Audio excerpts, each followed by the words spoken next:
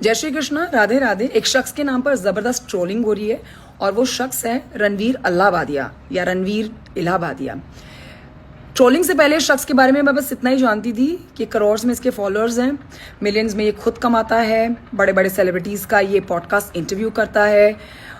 लेकिन India's got latent show में जाके जो इस शख्स ने अपनी भद पिटवाई है वो भद इसकी पिटनी भी चाहिए, क्योंकि आपकी जानकारी के लिए मैं आपको बता देती हूँ कि ये शख्स पूरी तैयारी के साथ इस शो में वो गंदे प्रश्न, वो शर्मसार करने वाले प्रश्न पूछने गया था, जो इस समय वो प्रश्न इसको लेकर ट्रोल किए जा रहे हैं। मैं ये सोच रही थी बैठ के, अगर ये बात किसी गरीब आदमी ने कही होती ना दोस्तों, तो उसको भीड़ इतना पीट देती ना कि वो अधमरा हो जाता या वो मर ही जाता।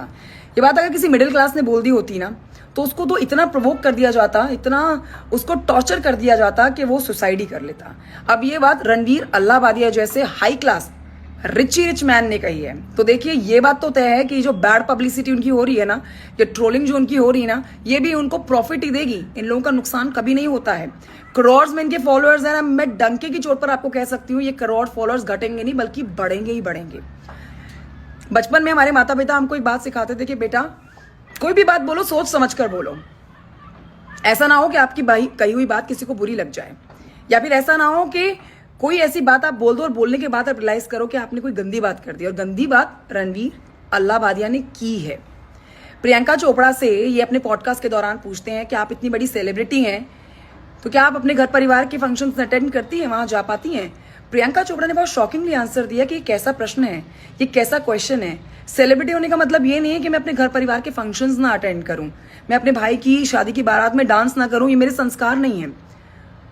तो आप समझ सकते हैं कि इनकी सोच का दायरा कहां तक है सेलिब्रिटी बनने के बाद।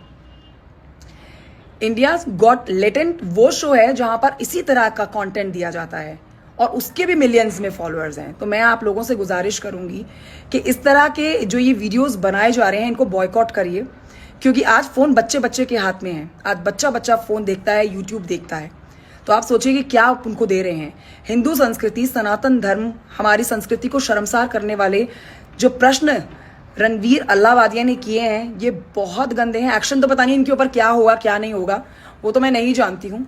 और वैसे तो इन बड़े लोगों का कुछ बिगड़ता नहीं है, बल्कि अगर इनकी बुराई हो रही होती है, बैड पब्लिसिटी इनको मिल रही होती है, उसका भी इनको फायदा ही मिल रहा होता है।